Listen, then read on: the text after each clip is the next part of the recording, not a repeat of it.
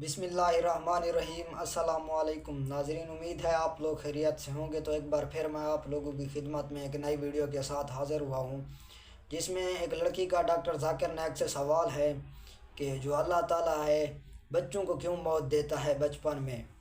तो चलिए video start करते हैं।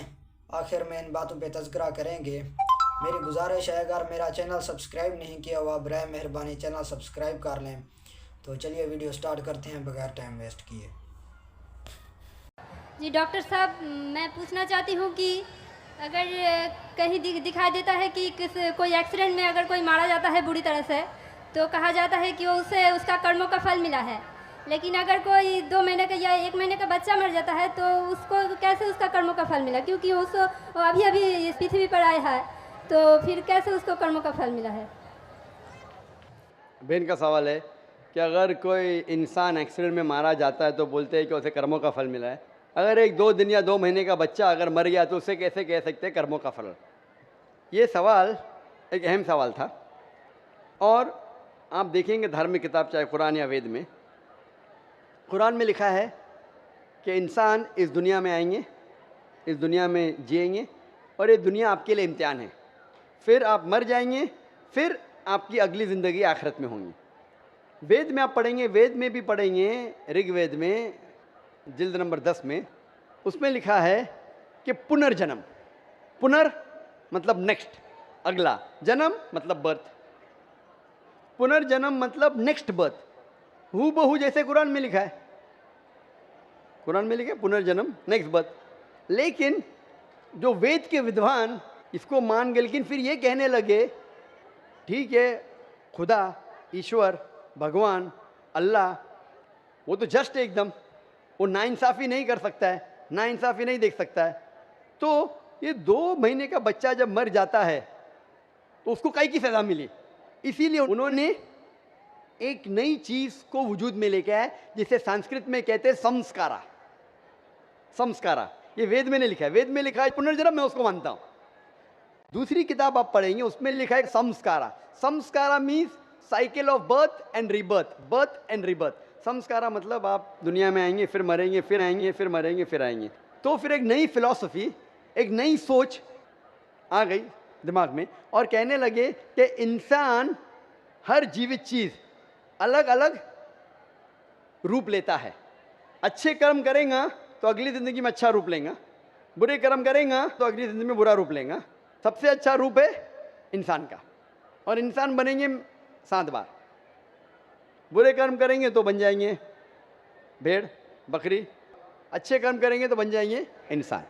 और अगर कोई इंसान 2 साल का बच्चा मर जाता है, उसने पहले जन्म में कुछ गलती किया है। ये संस्कारा है जो वेद में कहानी लिखा है, ये पंडितों ने अपने आप सोचा और लोगों से कहा। इसीलिए आज आम हिंदू संस्कारा में मानता है पुनर्जन्म। पुनर्जन्म में मैं भी मानता हूँ, पुनर्जन्म मतलब पुनर् मतलब नेक्स्ट, जन्म मतलब जिंदगी, मैं भी मानता हूँ, कुरान में लिखा है। लेकिन पुनर्जन्म का ये नहीं मौत जिंदगी, मौत जिंदगी, पुनर्जन्म नेक्स्ट जिंदगी, मैं मानता हूँ उसमें, कुरान में भी लिखा है। लेकिन ये पुनर्जन्म को ऐसा रंग दिया गया है कि आप दुनिया में आते, फिर मरेंगे, फिर आएंगे, फिर मरेंगे, फिर आएंगे। तो 2 साल का बच्चा मर गया, उसकी क्या गलती थी? तो ये लोग सोच नहीं पाए, लेकिन इसका जवाब कुरान में है। क्या 2 साल के बच्चे ने क्या गलती की, क्या गलती की, क्या नहीं की, उसके ऊपर कुरान मजीद में लिखा है। अल्लाह ताला फरमाते सूरह मुल्क में, सूरह नंबर 67 आयत नंबर 2 में, अल्लज़ी खलक़ल मौत वल हयाता, कि अल्लाह सुब्हानहू व तआला ने मौत और ज़िंदगी बनाई ताकि आप लोग को परख सके आप में से अच्छा अमल कौन करता है। तो ये ज़िंदगी हमारे लिए एक इम्तिहान है और इम्तिहान के उसूल दिए गए हैं। और अल्लाह सुब्हानहू व तआला हर इंसान को अलग अलग तरीके से जांचता है। एग्जामिनेशन पेपर हर साल बदलता है क्या? नहीं बदलता है ना। अगर एग्जामिनेशन पेपर कठिन है, क्वेश्चन पेपर, तो उसका जो करेक्शन है वो एग्जामिनर आसान करता है। अगर एग्जामिनेशन पेपर आसान है तो करेक्शन कठिन होता है। तो इसी तरीके से कुछ लोग को अल्लाह ने गरीब बनाया, कुछ लोग को अमीर बनाया, कुछ लोग को सेहतमंद बनाया, कुछ लोग को बीमार बनाया। किधर भी नहीं लिखा है कुरान में क्या गरीब इंसान अच्छा है, क्या अमीर इंसान अच्छा, या सेहतमंद जन्नत में जाएगा या बीमार जन्नत में जाएगा। अल्लाह ताला जांचना चाहता है कि अगर मैं इसको अमीर बनाया तो कुरान का उसूल है उसको ज़कात देना चाहिए। 2.5% अपने निसाब से ज़्यादा जितना पैसा उसके पास है, 85 ग्राम सोना से ज़्यादा पैसा है, 2.5% उसको हर साल, हर कमरी साल उसको देना चाहिए ज़कात में।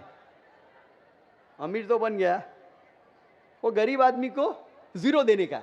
तो ज़कात के सवाल जवाब में उस गरीब इंसान को 100 में से 100 मार्क्स, वो अमीर इंसान शायद देगा ही नहीं, तो 0 मिल गया, बेचारा फेल हो जाएगा।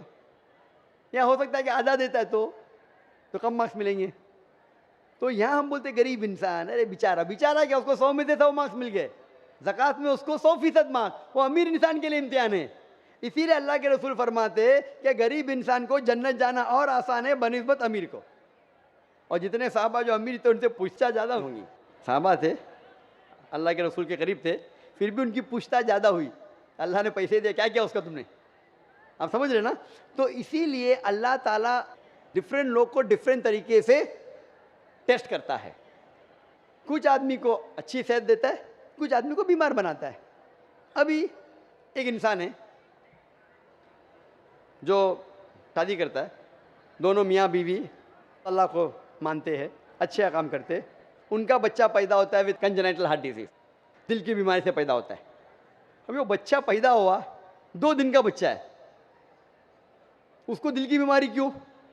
अल्लाह ताला टेस्ट कर रहा है उसके माँ बाप को।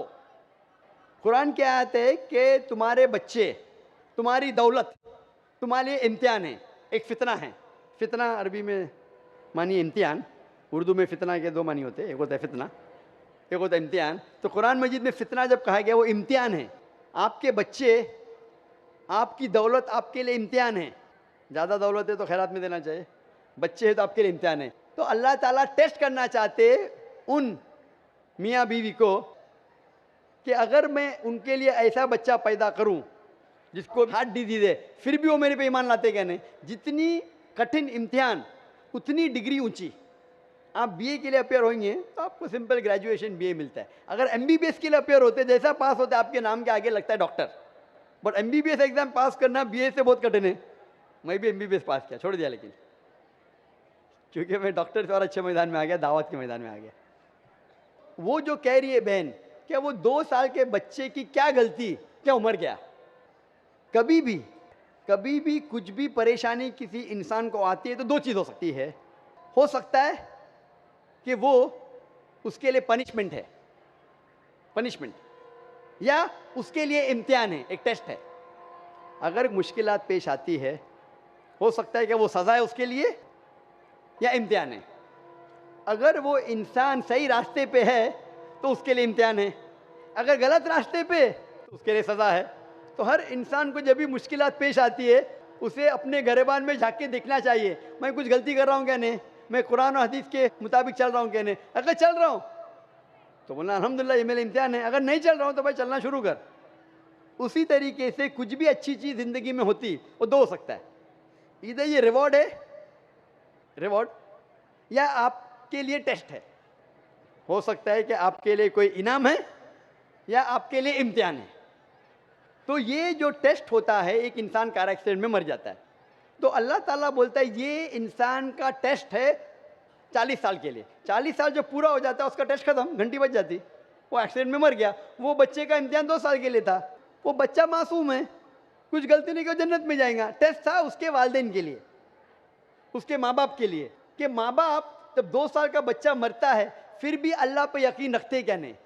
तो वो बच्चा अगर कोई गुनाह नहीं करता वो डायरेक्ट जाता है जन्नत में। वो माँ बाप का टेस्ट है कि वो बच्चा मरने के बाद फिर भी अल्लाह पे यकीन रखते हैं क्या नहीं। तो वो उनके लिए इम्तिहान है। किधर भी नहीं लिखा है कुरान या हदीस में कि अगर वो बच्चा 2 साल का है कि उसके लिए सज़ा है। वो सज़ा किधर है? उसका इम्तिहान ख़त्म हो गया, 2 साल तक इम्तिहान था, टेस्ट पेपर ख़त्म। और हर बच्चा जब पैदा होता है वो मासूम होता है। बच्चा अगर मरा तो इंशाअल्लाह वो जन्नत में जाएगा। बड़े होने के बाद जब अल्लाह आपको जहन देता है, आपको सोचने की क़ुव्वत देता है, आप डिसीजन खुद ले सकते हैं। फिर अगर आप गलती किए तो आप जिम्मेदार है, अगर अच्छे काम किए तो आप जिम्मेदार है। इसीलिए जब आप बालिग होते हैं तो फिर आप पे जिम्मेदारी होती है कि आप अल्लाह सुब्हाना व तआला, खुदा ईश्वर की बात पे अमल कर रहे हैं क्या नहीं। आज इतना बड़ा मजमा है माशाअल्लाह, लाखों लोग, 5 लाख 10 लाख कितने पता नहीं, लेकिन माशाअल्लाह हज़ारों की तादाद में गैर मुस्लिम भी है। हज़ारों की तादाद में गैर मुसलमान भी है। आपने मेरा पैगाम सुना, अभी आप जब घर जाएंगे तो आपसे पूछ भी होंगी ना ऊपर से कि आपने पैगाम सुना, अमल किया कि नहीं। अगर पैगाम सही नहीं लगा तो सवाल क्यों नहीं पूछे, अगर सही लगा तो अमल क्यों नहीं किए। तो उस तरीके से अल्लाह ताला इम्तिहान लेता है लोगों का। अगर पैगाम सुनने के बाद फिर भी आप अमल नहीं करें तो आखिरत में आप जवाब क्या देंगे। आप ये नहीं बोल सकते ना मुझे किसी ने नहीं कहा। वो था एक जाकिर आदमी जो था, मुंबई से आया था, उसने तो कहा, तो आपने क्यों नहीं उसके ऊपर अमल किया। अगर उसका पैगाम गलत था तो क्यों नहीं उसे पूछा। तो मैं मेरा पैगाम पहुंचाने के अलावा आपको मौका देता हूं भाई पूछने के लिए, आप पूछ सकते। तो मेरी जिम्मेदारी पूरी। फ़ज़क्किर इन्नमा अंत मुज़क्किर, अल्लाह ताला कहते हैं कि रसूल से, चैप्टर नंबर 88 सूरह गाशिया में वर्स नंबर 21-22, फ़ज़क्किर इन्नमा अंत मुज़क्किर, आपका काम है पैगाम पहुंचाना, हिदायत देना अल्लाह के हाथ में। तो मैं सिर्फ पैगाम पहुंचा रहा हूँ। तो उस बच्चे की कोई गलती नहीं, ना उसने कुछ गुनाह किया, वो टेस्ट है, इम्तिहान है उसके वालिदैन के लिए। जिस तरीके से कुरान में कहा गया है कि आपके बच्चे, आपकी दौलत आपके लिए इम्तिहान। तो नाजरीन, ये थी आज की वीडियो। जैसा कि आपने सुना है उस लड़की ने जो सवाल किया डॉक्टर जाकिर नाइक से कि जो बड़े मार जाते हैं एक्सीडेंट में, उनको कहते हैं कि इसको इसके कर्मों की सज़ा मिली। जो बच्चा मार जाता है तो हम उसको कैसे कह सकते हैं भाई इसको इसके कर्मों की सज़ा मिली। आपने सुना है कि डॉक्टर जाकिर नाइक ने उसको बहुत ही अच्छे तरीके से जवाब दिया कि जो बच्चा मर जाता है तो उसको कहते हैं कि उसके माँ बाप पर जो है अल्लाह की आजमाइश आई है, कि वो उसके मर जाने के बाद भी अल्लाह पर उतना यकीन रखते हैं जितना पहले रखते थे। तो ये वो जो है हिंदू लोग कहते हैं कि दूसरा जन्म होता है, एक बार मर जाता है तो दूसरी बार पैदा हो जाता है। इन पर यकीन नहीं रखना चाहिए, क्योंकि कुरान में साफ वाज़ेह लिखा हुआ है कि जब इंसान एक बार मर जाता है तो जब दूसरी बार उठाया जाएगा तो क़यामत आएगी, जो है ना वो जो है ना अगली ज़िंदगी है। तो नाज़रीन, उम्मीद है आप लोगों को ये वीडियो पसंद आई होगी। तो मिलते हैं नेक्स्ट वीडियो में, दुआओं में याद रखना। तब के लिए अस्सलाम वालेकुम।